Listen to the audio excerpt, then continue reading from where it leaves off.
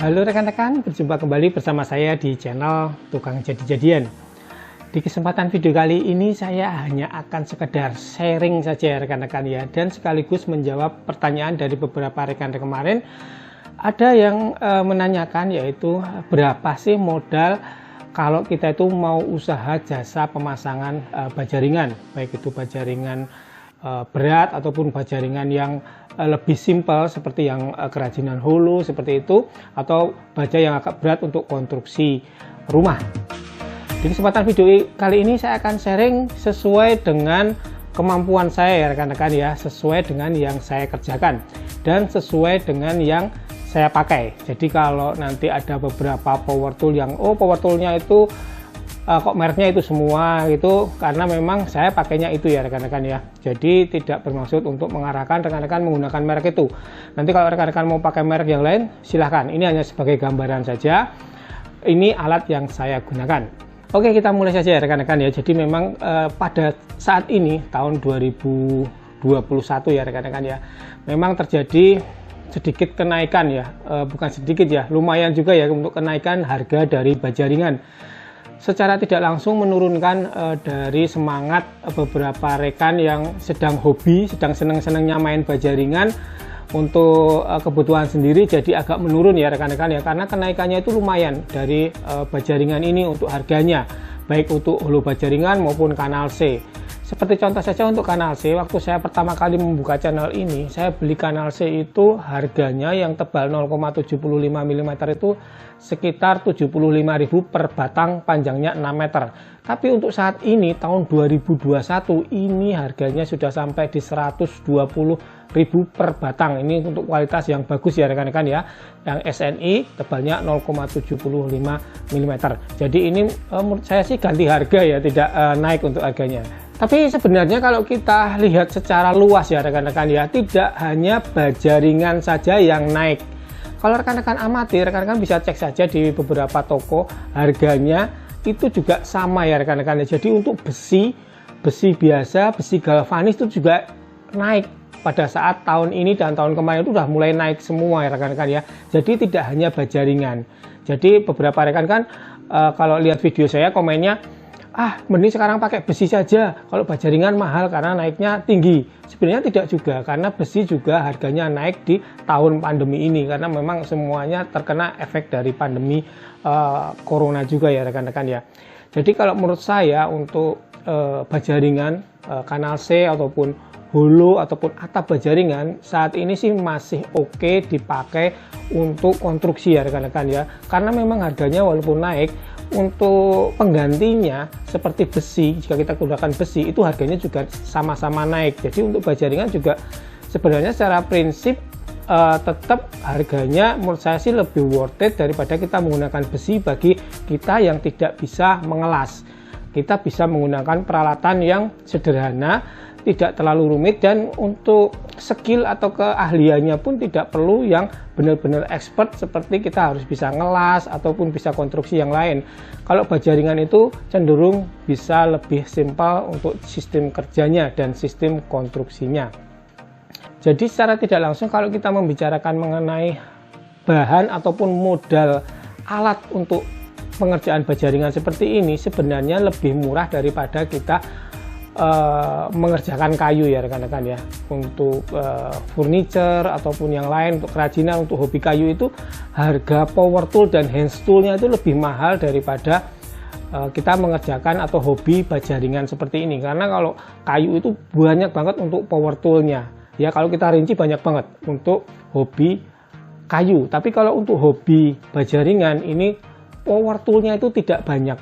Kalau kita bisa simpalkan, itu hanya ada 3 saja yang wajib kita punya untuk kita bisa mengerjakan konstruksi baja ringan, sedangkan hand toolnya juga tidak terlalu banyak.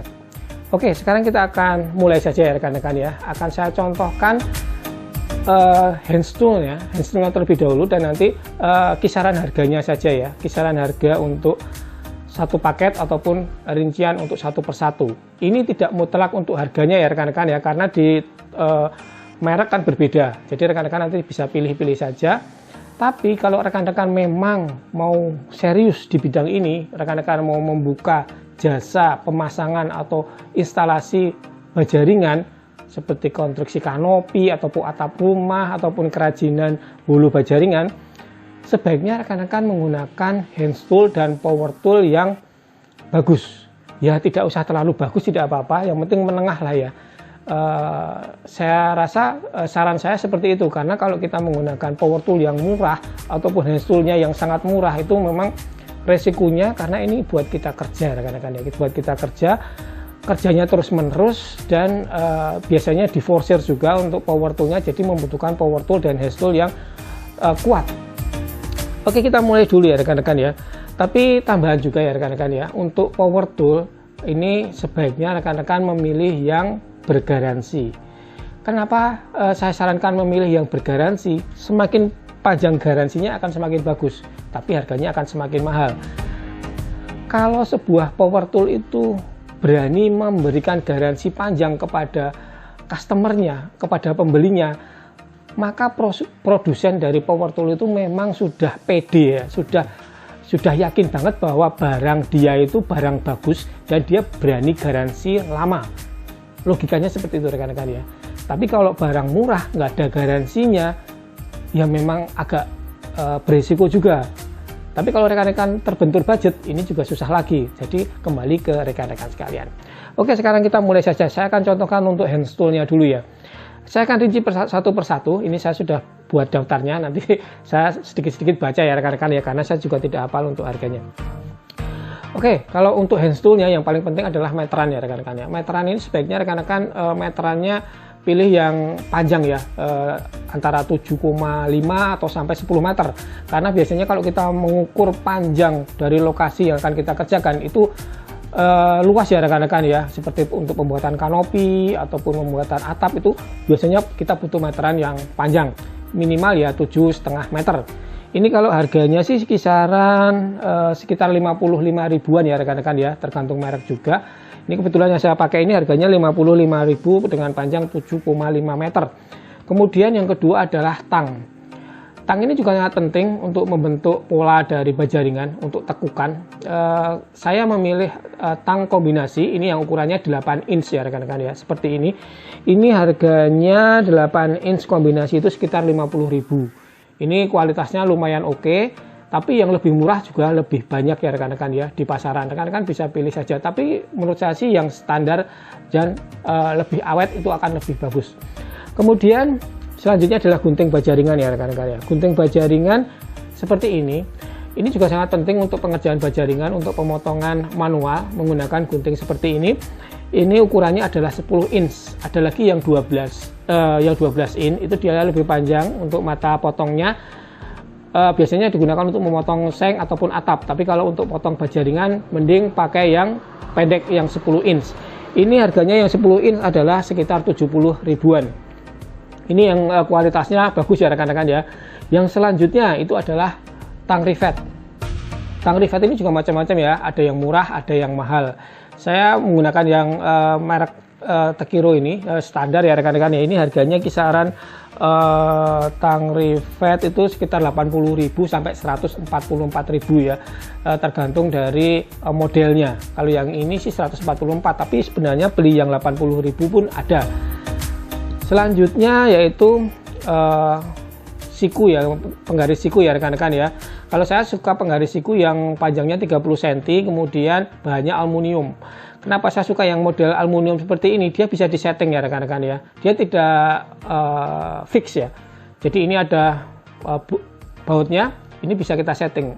Saat ini nanti jatuh ataupun kepentok apa, biasanya geser, kita bisa setting ulang sehingga untuk ukuran sikunya bisa bagus terus menerus dan presisi.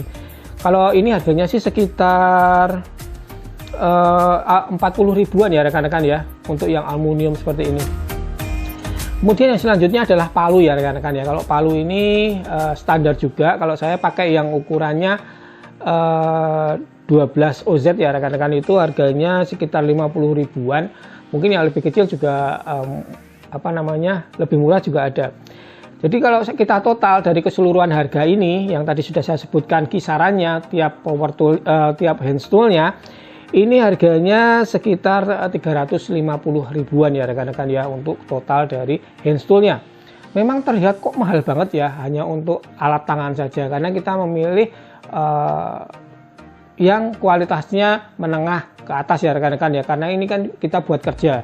Kecuali kalau kita buat hobi beda lagi. Kalau buat kerja kan terus menerus, sehingga kita cari yang awet, sehingga umur dari hand toolnya juga bisa akan lebih awet.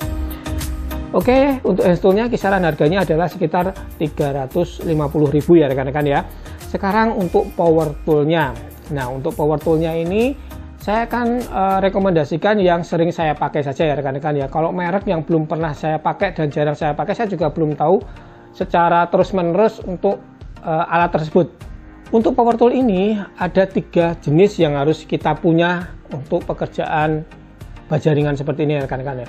Yang pertama adalah gerinda tangan, kemudian impact drill, dan yang terakhir ini adalah bur cordless. Tapi ini opsional ya rekan-rekan ya. Sebenarnya kita pakai 2 bisa. Jadi menggunakan gerinda tangan dan impact drill. Karena impact drill ini sebenarnya bisa juga untuk mensekrup, tapi dia tidak ada stopper torsinya. Jadi kita sebenarnya membutuhkan cordless drill. Ini akan mempercepat pekerjaan kita karena menggunakan baterai, kita tidak ribet untuk kecepatan dalam pengerjaannya.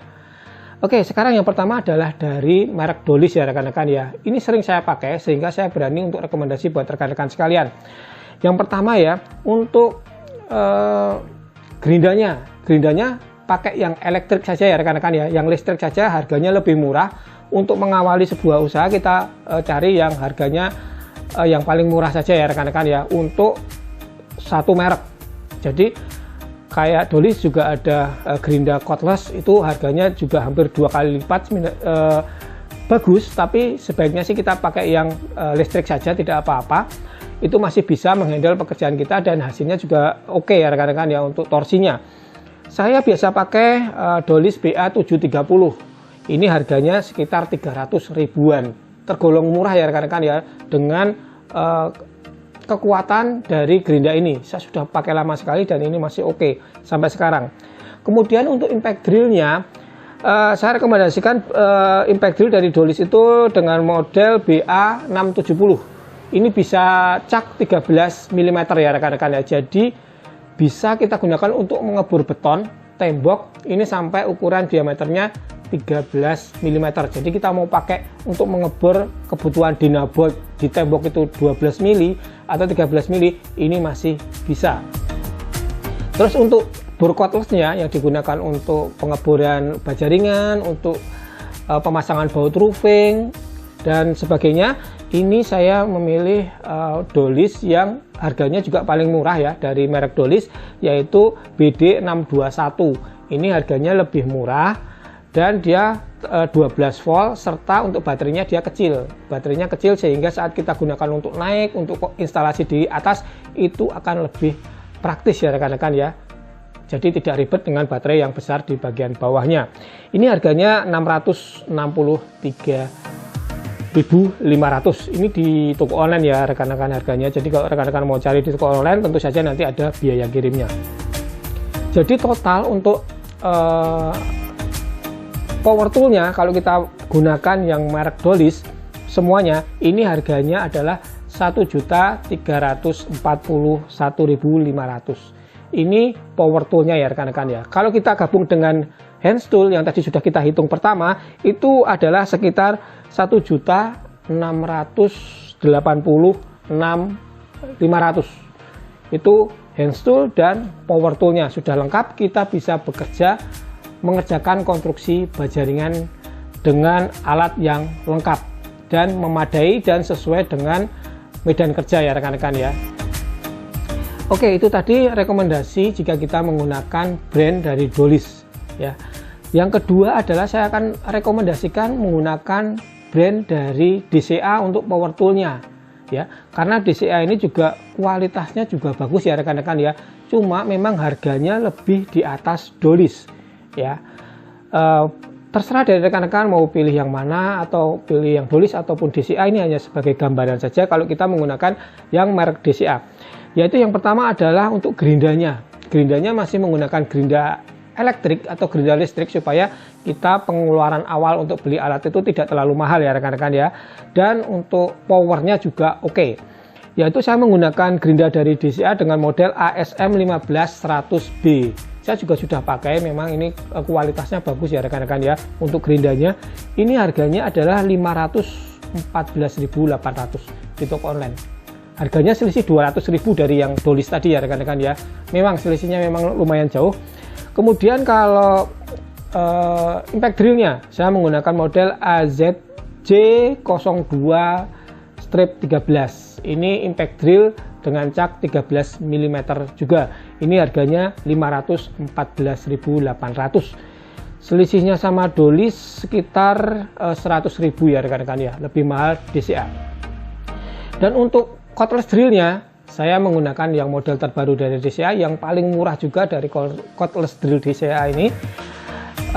Yang terbaru itu harganya 643.500, dan ini harganya selisih berapa? Selisih 10.000 doang dengan Dolis BD621 ya. Jadi yang DCA ini cordless ini yang paling murah rekan-rekan ya, tapi kualitasnya tetap oke.